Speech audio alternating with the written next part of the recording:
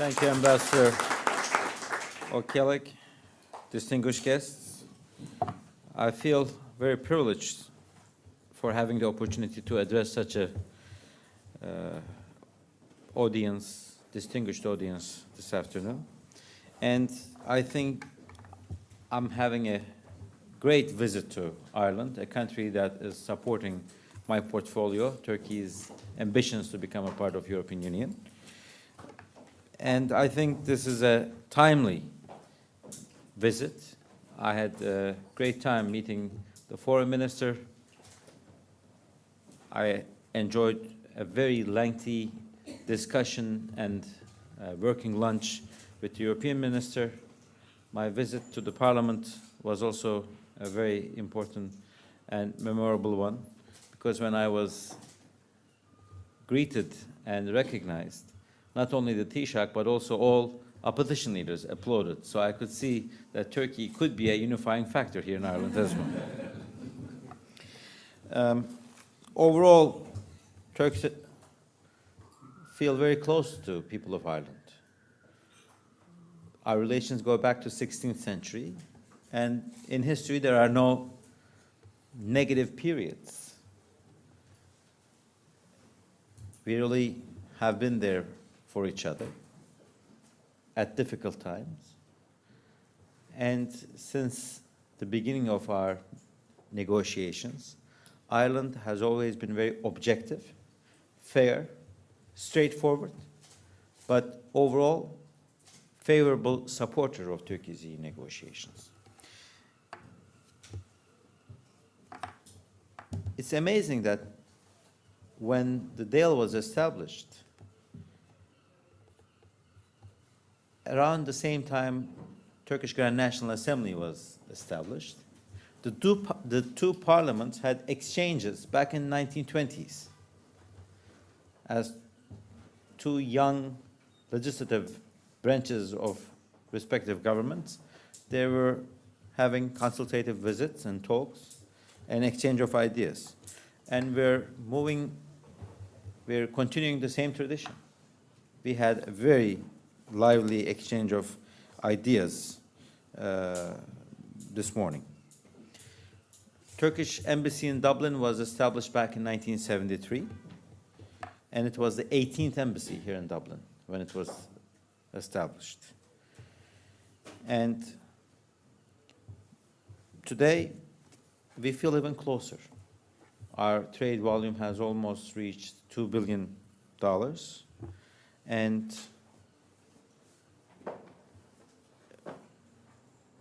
there's a huge potential. I just announced in our press conference with my good friend, the European minister, that one of the first things I will do when I go back to Turkey, I will ask our foreign trade minister to come back to Ireland with a group of Turkish businessmen. Turkish economy is doing very well these days, and Turkish businessmen are looking for opportunities outside of Turkey. I think there's a great potential here in Ireland for Turkish investment. There's already a rise in number of students coming here for higher education because of the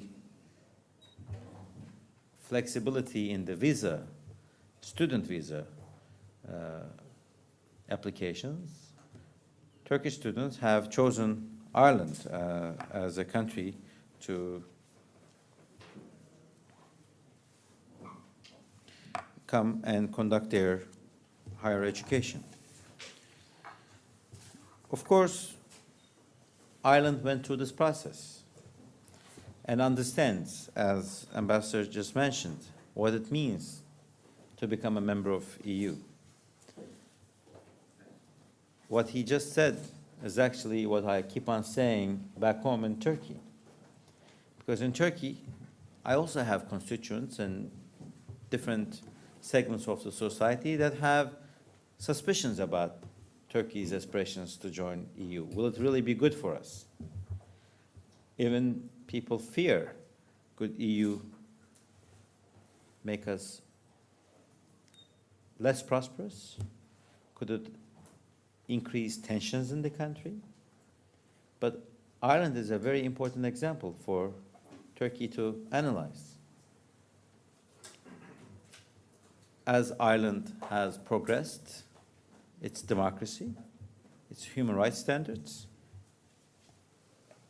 its economy, its research capabilities, so has 26 other nations. And we know every country that has ever started their EU negotiations has at the end completed their negotiations. There are no exceptions. Some have become full members the day after completing their negotiations, despite some shortcomings. Some have been vetoed by member states, but through determination have continued with resolute approach and have become members at the end. And some, like Norway, have chosen not to become members, but they have completed their negotiations. And they are very much in line with the EU standards. And that's what Turkey is doing. As far as I'm concerned, the process itself is more important than the end result. Because this process is making my country much more democratic, much more prosperous, much more transparent, much more in line with international human rights standards than it ever was. There are those who question Turkey's European identity. And I remind them that even when the Ottoman Empire was breaking apart, when we were going through the worst time of our history, we were called sick men of Europe. No one ever called us sick men of Asia. If we were Europeans at the worst time of our history, we're definitely Europeans today at the best time of our history. But the main stumbling block in this merger between Turkey and European Union, the real challenge that I have to put up with, the real problem that we all have to concentrate on solving are the prejudices. Prejudices within Turkey and prejudices within Europe. Ireland went through a similar process. But through determination, Ireland resolved all these prejudices. And today, Ireland is a better country. And as they say, now that everyone admits that some of the best writers of English language come from Ireland, I think Irish historians will also write history of Turkey's EU accession negotiations. Recently, a progress report was issued by the Commission about Turkey's progress. And when you compare this year's progress report with the progress reports of the previous years, it shows that Turkey is on the right path.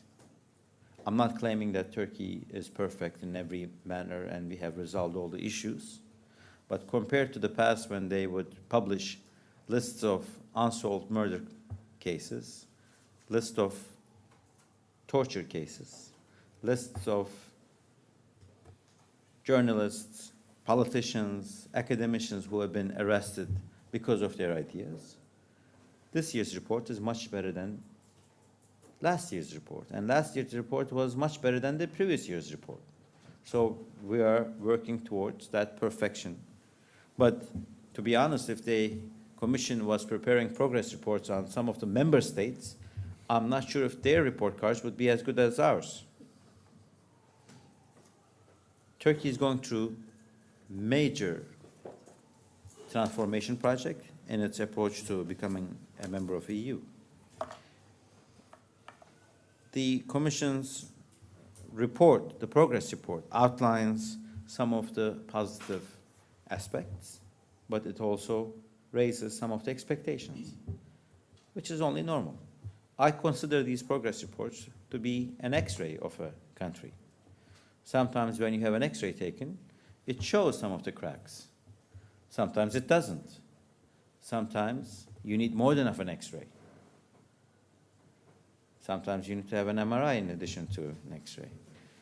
But it's today's picture of Turkey, today's X-ray of Turkey, thank God, is much better than the past. Recently, Turkish public opinion was tested through a constitutional amendment package. And each and every one of the 26 articles that people voted for were actually promises made by Turkey to European Union at different stages of our relationship. And our relationship goes back to 1959 when we first applied. And I mind you, it took us 45 years to get a date to start the accession talks, and we didn't give up, so we're not giving up at this stage. And a very strong majority of the public opinion voted in favor of the constitutional amendments. They decided to bring Turkey closer to European Union standards. In a way, they said yes to greater individual rights. They said yes to wiping off some of the remnants of the military constitution. They said yes to commitment of a fully fledged democracy within the European standards. And the package itself brought positive discrimination for women, children, veterans, relatives of the martyrs, and the handicapped citizens of Turkey. It provided individuals with the right to request protection of their personal data. It extended the rights of laborers. It gave possibility to have more than one labor union in a place of work. It provided more representative judicial branch, where Turkey's 11,000 judges and prosecutors elected their own higher board, which oversees their appointments and their disciplinary issues. It made Turkey more democratic, but is it enough? No. That's why after our elections in June, we have already announced that we would seek dialogue with our opposition parties to write a brand new constitution. And we intend to do that because Turkey deserves to have a constitution which will be embraced by all citizens, no matter what their religion is, no matter what their ethnicity is, no matter what their political views are, even no matter which football team they support. We will try to embrace everyone, even those who choose the wrong team. But joke aside, Turkey has achieved a lot in this last year. Some of the historical churches, like the one in Black Sea coast, Sümele, which is a Greek Orthodox church, and the Armenian church in the southeast part of Turkey, the Akhtamar Church, were opened for religious services more than 90 years after the previous services. For the first time in Turkey, languages other than Turkish are allowed to be used in political campaigns.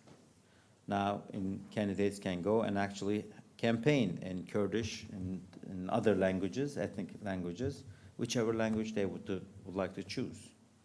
In a country where people were afraid to admit they were Kurds 10 years ago, we now have government television broadcasting in 24 hours a day in that language.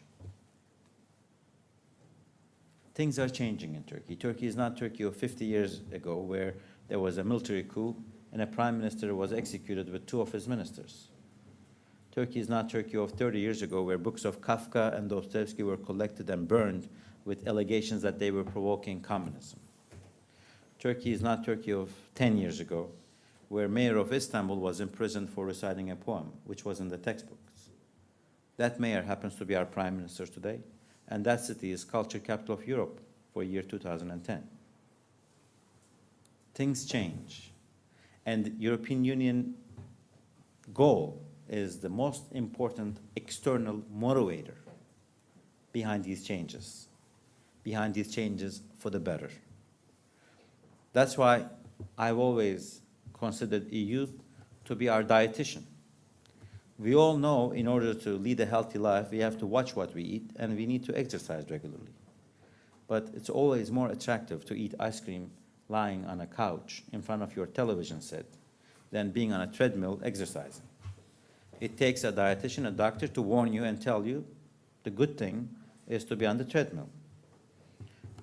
By changing our legislation, by bringing Turkey closer to the EU standards, we're making our country more prosperous, more democratic, just like 27 others did so in the past.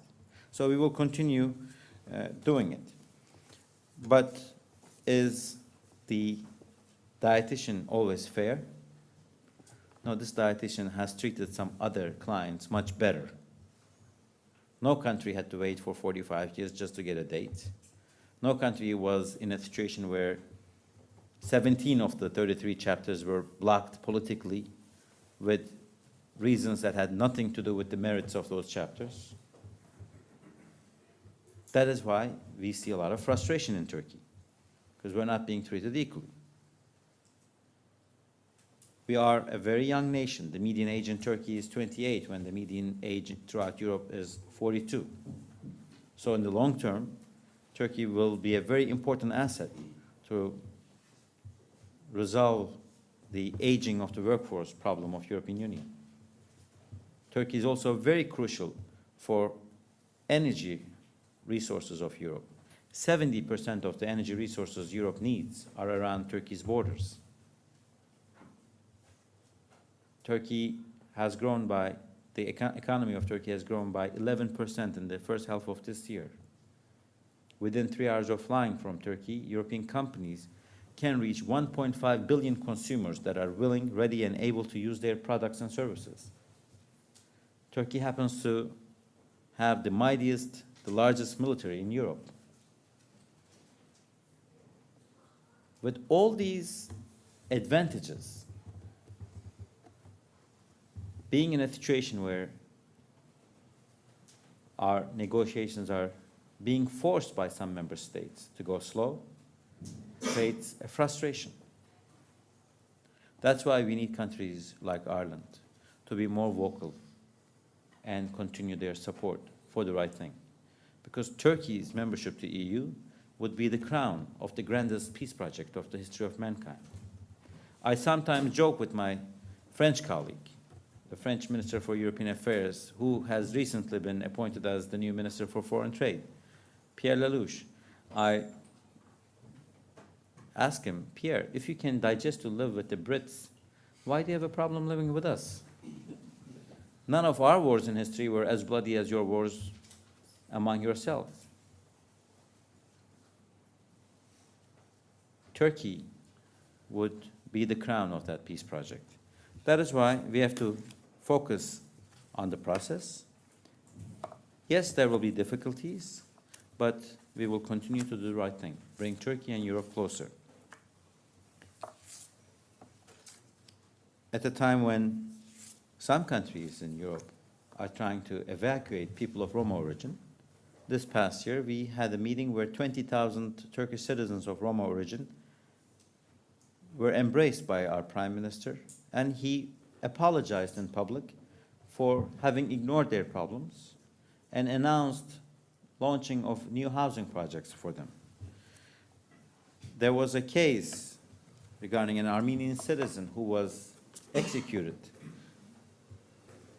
and the case was taken by Hrant Dink's family to European Court of Human Rights. For the first time, Turkish government announced that we would not appeal to the decision of the court, which found Turkey guilty. These are important developments, accepting our shortcomings, showing determination to solve some of the issues. At this time and age, I would like to share with you the 5 expectations of Turkey in the negotiations from the European Union, where we seek support from Ireland. One of them, as I said, is fair negotiations. We don't want any special favors just because we're a large country that has so many dynamics and platforms to contribute to Europe. But we sure don't want any additional burdens either. We want to go through what other countries went through on their approach to becoming full members. The second issue is the visa issue. Now that Irish Embassy in Ankara have eased the visas to students, there has already been an increase on Turkish students coming to Ireland. We are hoping that we will have visa liberalization talks with the European Commission. Turkey has been involved with all European institutions. We're a full member of every European organization except for EU. 60% of our foreign trade is with the EU. And we think we should have visa-free approach with EU member countries as well. We're hoping that the Commission will seek the mandate of the Council and member states to start visa liberalization talks. And I think that would be very important, because the moment when Turks feel the least European are the moments when they have to wait on a visa line in front of an EU Consul General or an embassy. When citizens of countries that have not even applied to membership can have free access to Europe, of course, Ireland not being in the Schengen zone, but still in the Council meetings, having a voice, can really help on that issue. The third issue is the fight against terrorism. PKK is a common problem for many European nations, because they are not only killing my citizens, they're also killing yours by drug trafficking. They're poisoning the youth throughout Europe.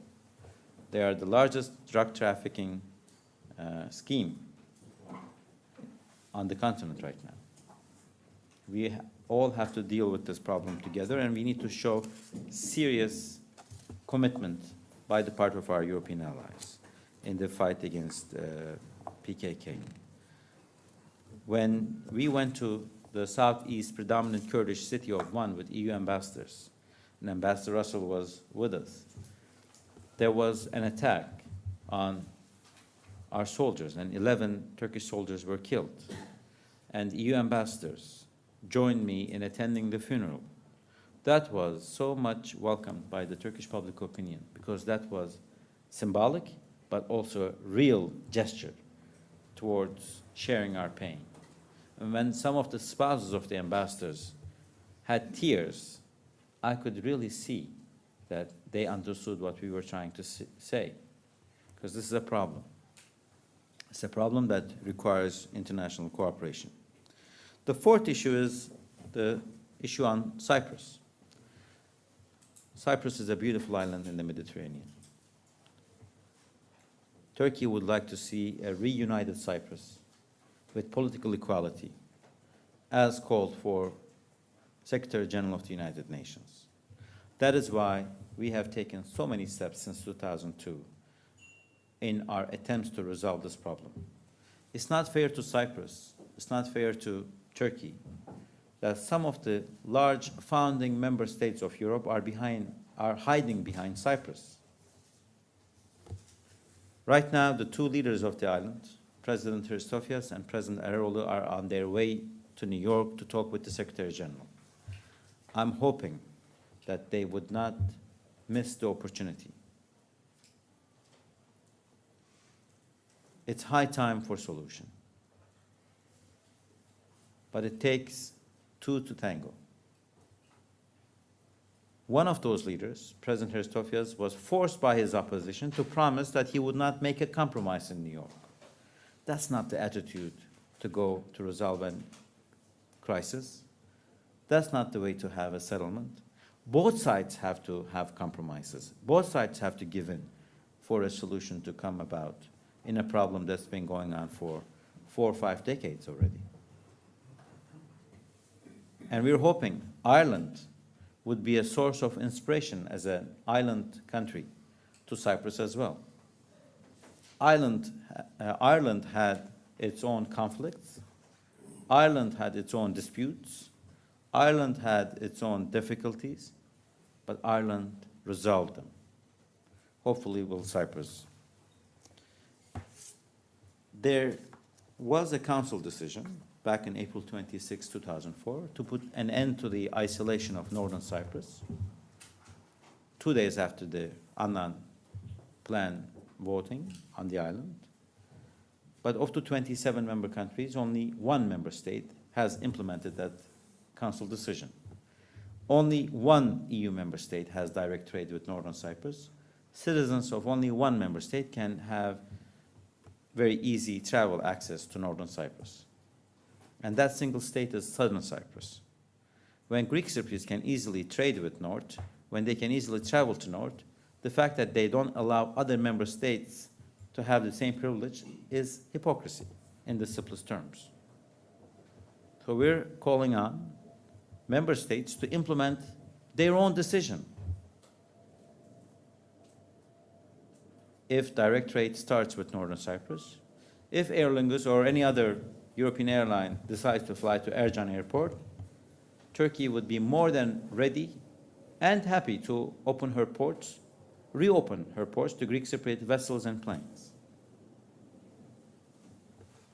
And finally, recently we are hearing from Ms. Ashton that there's need for strategic dialogue with Turkey on issues.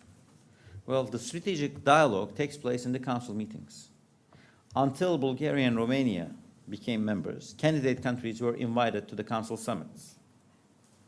I think Ireland can help us in convincing member states that candidate countries like Croatia, Turkey, eventually Macedonia, should be invited, and Serbia, now they're on their path, should be invited to the council summits. That's where strategic dialogue takes place. That's where leaders make decisions. That's where hands are shaken. I think it would be in the interest of all parties that Turkey is invited to these council summits. That would also put an end to this whole discussion about, is Turkey shifting axis? Then we can talk about our axis in these meetings as well. But talking about Turkey's axis, Turkey has been a bridge among continents, civilizations, cultures, religions, energy resources and consumers. And what we're doing in Turkey is strengthening all four legs of the bridge simultaneously. The eastern, the western, the northern, and southern legs need to be strengthened so we can serve as more dependable of a bridge to our allies in Europe, to our friends towards eastern part of our geography, and help the world become a better place. I will stop here and give a chance for our guests to entertain us with their comments and questions. And I thank each and every one of you for choosing to be here and listening to my views rather than enjoying this beautiful sun which we brought along. Thank you.